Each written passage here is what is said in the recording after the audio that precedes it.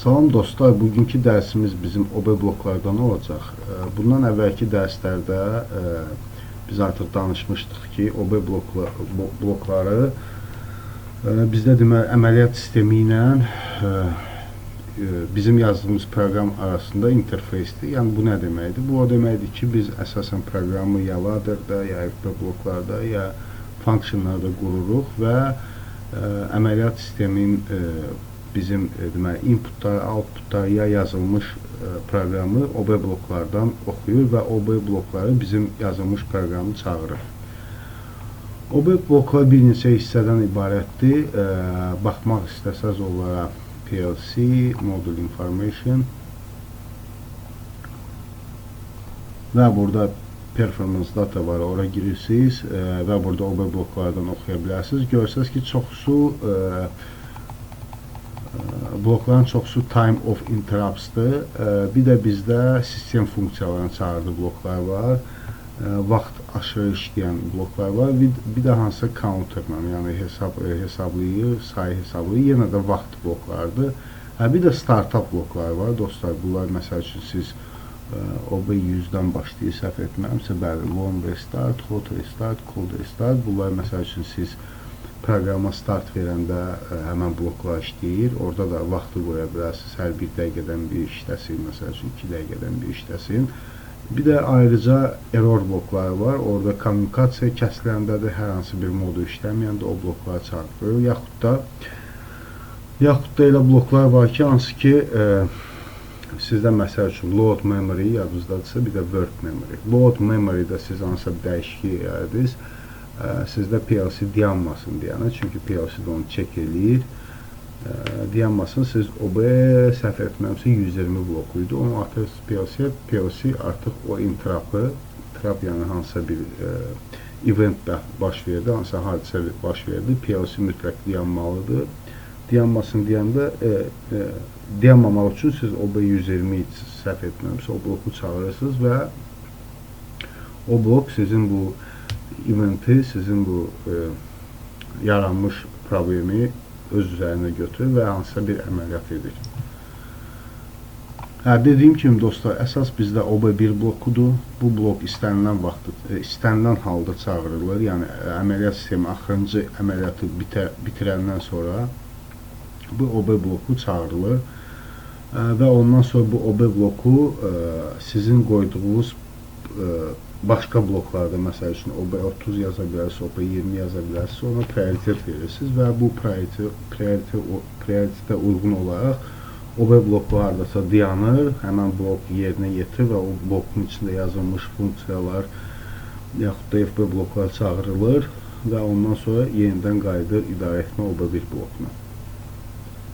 Bir də ki, OB1 bloku yeganə blokdur ki, PLC-də, hansı ki, proqramın alqoritminə uyğun olaraq çağırılır. OB1 bloklar ancaq interrupts'a görə çağırılır. Burada deməli, ona baxmaq üçün, bloklara baxmaq üçün dostlar, biz gəlirik hardware-ə.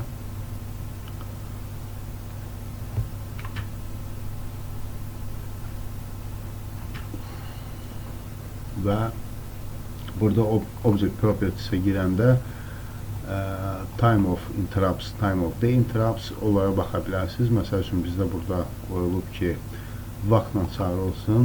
Gəlin bunu elə ki söndürək. Tamam. Və o ikinci qrupu bizdə təşkil eləyir. Deməli bizdə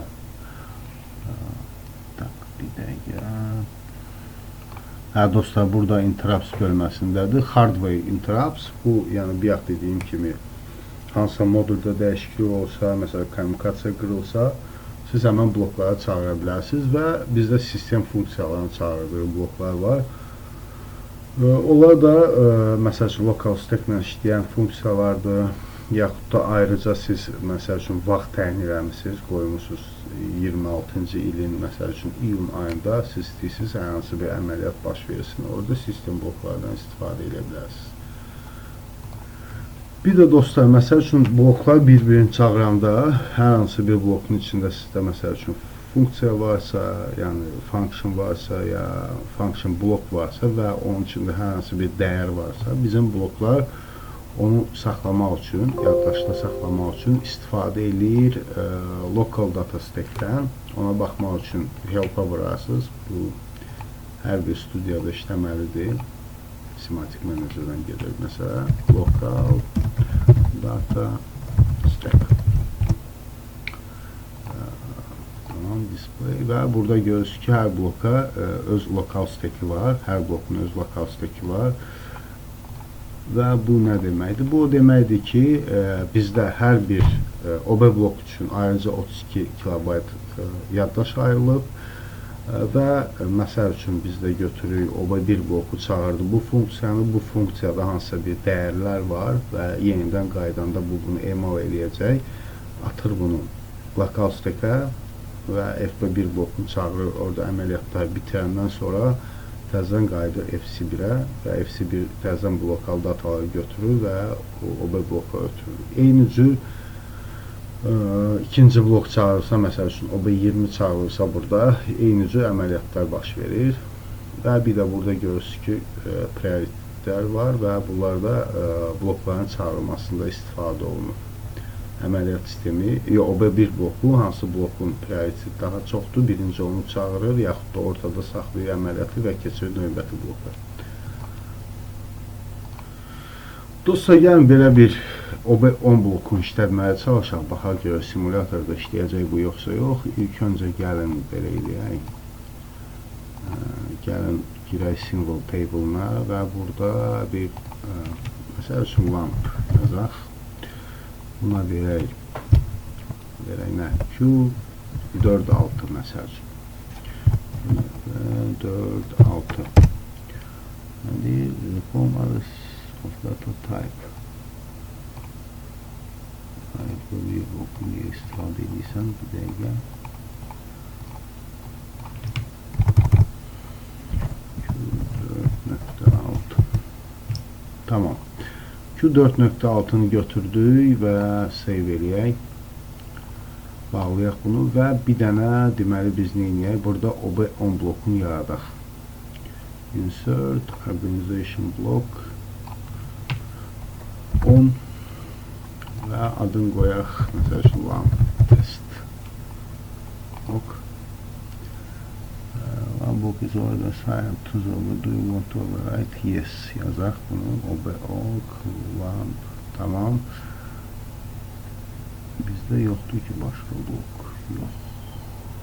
Yoxdur. Və gələk dostlar deməli hardware-ə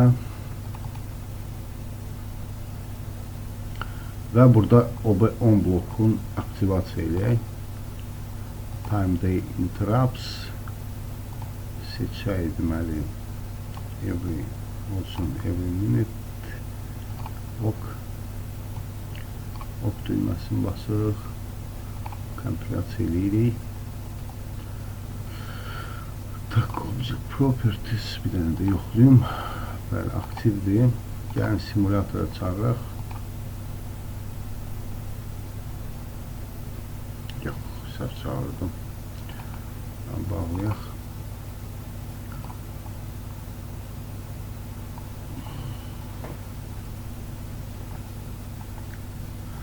Tak, yaddaşını silək və start verək buna. Bunu kompilasiya eləmişdik və yazaq yaddaşına. Configuration olsun RAM modda.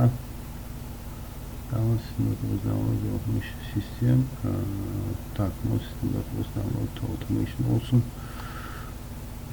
Lazım deyil, save. Bağlayaq buranı, tak bir dəqiqə yoxlayın, birdən sonra işləməz bizim funksiya. Əslində simulyatorun özünü aparmasını bilmərəm, dəqiq bir də görürsən ki, oturmur bloklar və dərsi tam çatdıra bilmərəm. Deməli, OB10 blokuna girək. Burada deməli, gəlin sadə bir logic quraq, belə olsun. Lamp və çıxış da getsin lampa. Lamp yazaq. Enter. Yazaq, bunu yaddaşa. Bağlayaq və yükləyək bizim proqramı, bizim simulyatora.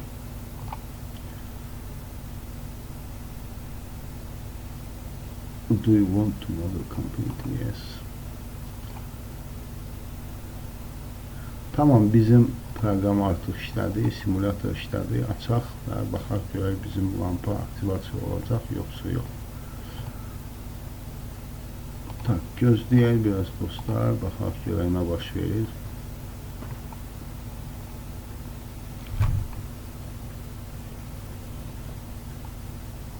Bəli dostlar, işlədi, gördünüz 1 dəqiqədən sonra. Və bloklar haqqında bu qədər dostlar. Daha dərin bilmək istəsəz blokları ya harda istifadə olunacaq. Məsəl üçün mən belə deyim, çox görməmişəm istifadə eləsinlər, amma məsəl start vaxtı hər hansı bir əməliyyatın getməsində mən istifadə eləmişəm. Məsəl üçün start vaxtı bir dəfə start olunanda ki, siz uzaqdan biləsiniz ki, məsəl üçün sizin PLC RAM moddadır, ya sönübsə hansı bir lampaya bağlaya bilərsiniz çıxışı, yaxud da PLC-də hot restart gedəndə, yaxud da cold restart gedəndə, işıq kəsiləndə bilmək istəyirsiniz onu, yenə o yazılmış bloklardan istifadə edə bilərsiniz. Bir də məsəl üçün də siz proqramda işləyəndə hansı bir funksiyada dəyişiklik edirsiniz, bir qeyd etdiyim kimi load memory ilə work memory fərqli olacaqsa və siz hansı bir qurğunu test edirsiniz, hər dəfə PLC dayanmasın deyənə siz bir yaxsad aldım, OB120 idi səhv etməmsə, OB80-dır, dəqiq yadımda qalmayıb. O blokdan istifadə edə bilərsiniz. O barədə də oxumaq istəsəz, bir yaxud göstərdiyim, burada help var, orada oxuyub istifadə edə bilərsiniz. Simulasiya vaxtı simulyatorda istənilən bir məsələni test edə bilərsiniz. Bəzən mən də təzə işə başlayanda bu işə qorxurdum ki, məsələn, simulyatorda problem olar, ya simulyator xarab olar, ya ümumiyyətlə hansısa bir proqram təminatında nasazlıq olar və mənim studiyam açılmaz. Amma qorxmayın, test edin, siz həmişə yenidən yaza bilərsiniz istənilən bu. Oldu dostlar, təşəkkür edirəm. Növbəti dərsimiz ünvanlamadan olacaq. Biraz tam fərqli ünvanlamadan danışacağım və çalışacağım artıq biz interloklardan da biraz danışaq və tətbiq edək. Sağ olun dostlar, təşəkkür edirəm hamınıza.